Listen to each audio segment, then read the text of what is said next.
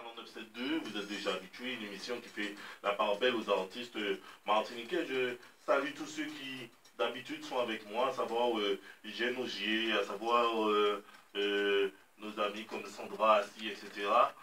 Naomi, qui ne sont pas présents aujourd'hui, mais qui sont avec nous de tout cœur. Ce soir, une émission un peu mélangée avec des artistes, des écrivains. Je reçois le premier d'entre eux, à savoir Monsieur Cédric Chavignac. Bonsoir. Bonsoir Aimé, bonsoir aux auditeurs de RCI. Voilà.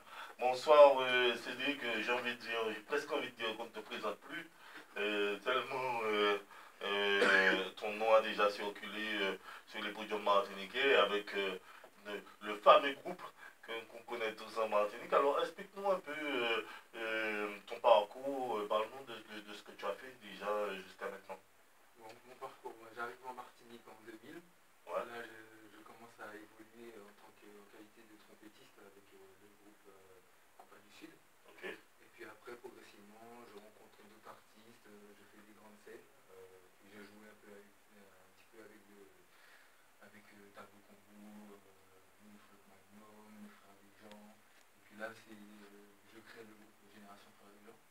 Voilà, okay. Avec lequel j'ai évolué pendant 5 ans, on va dire. Et puis j'ai joué un petit peu avec... Ouais. Ben, un peu modeste, mais je constate que tu as un parcours important. Qu'est-ce que tu as envie de dire à la génération qui arrive, surtout que toi, tu es spécialiste de soufflant et que dans la musique actuelle, c'est beaucoup de programmation. Ah oui, effectivement, on en parlait tout à l'heure avec un ami Thierry Loff, parce qu'effectivement, la musique aujourd'hui... On salue Thierry, justement. Oui, voilà, la famille. La musique prend un tournant aujourd'hui, je pense que c'est un petit peu dû aussi au fait des nouvelles technologies, donc on a moins tendance à ouais, mais la chaleur de soufflant, on ne va jamais pouvoir la reproduire avec... C'est sûr. Mais bon, après, c'est une facilité aussi, c'est réduire les effectifs des groupes pour pouvoir faire des scènes... réduire les coûts, surtout. Ouais, et puis réduire les coûts, tout à fait, voilà. Parce que bon, ça a un certain coût. Moi, tu sais, par exemple, quand tu évoquais la perfecta tout à l'heure, lorsqu'on sort avec un groupe comme ça, qui comprend à peu près 14 ou 15 personnes à déplacer, ça fait des fois assez lourd. Donc ouais. C'est vrai que les gens, ils aiment bien réduire, faire des formules avec 7-8 musiciens pour qu'il y ait des bonnes charges. Ouais, on va revenir à cette partie un peu musicale de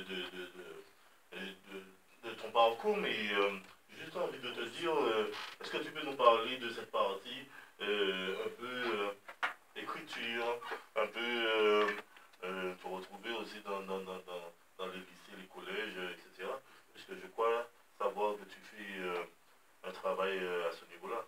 Oui, alors l'aventure a commencé il y a 2 ans. Donc en fait, j'avais une boulangerie dans une commune de la Martinique, et je me suis rendu compte rapidement que les élèves qui étaient scolarisés juste en face de la boulangerie, les collégiens qui venaient, ils avaient du mal à soit raconter, soit à lire, parce qu'il y avait des choses simples qui étaient écrites devant eux. Et là, je me suis dit, bon, à l'heure où on parlait beaucoup d'illettrisme, je me suis dit, bon, il y a un souci en fait. Le discours n'est pas exactement celui qu'il faudrait avoir. Parce qu'un illettré, bon, je le rappelle rapidement, c'est quelqu'un qui a quitté le cursus scolaire et qui a perdu ses acquis. Alors que là, on est devant des enfants qui sont à l'école. Ouais. Voilà, donc j'ai créé un néologisme où je parle d'écoliers illettrés en fait. Voilà. Ils sont à l'école, mais ils sont illettrés. Ils ont des lacunes sur les bases élémentaires. Voilà. Donc c'est parti de ça. Ouais. Beaucoup de livres déjà. Tu parles des années 2000, c'est ça?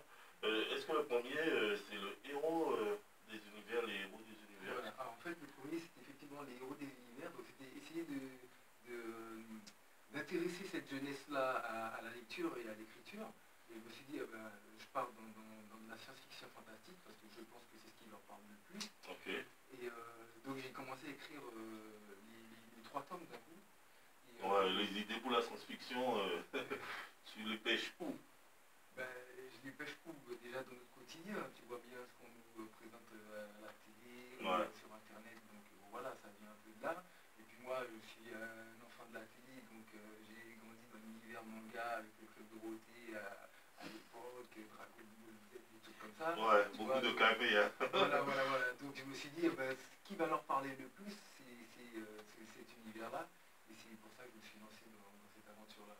Et quel accueil, justement? Un très très bon accueil.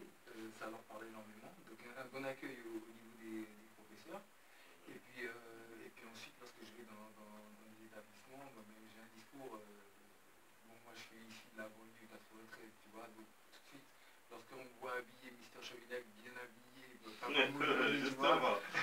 les élèves, ils se disent, bon, c'est qui ce monsieur, mais tout de suite, lorsqu'ils entendent le langage, ils voient bien que bon, ça leur ressemble un peu, et puis je leur dis que ouais, rien n'est perdu, parce que moi j'étais censé, enfin, d'où je viens, j'étais pas censé avoir une grande ascension, tu vois, Ouais. et au fur et à mesure des discussions, ils voient que j'ai une moins belle évolution, et ça leur donne envie, ça les intéresse. Et puis après, bah, voilà, avec la lecture, tout ça, on y arrive petit à petit. Mais tu parlais des professeurs tout à l'heure là. Concernant les professeurs, justement,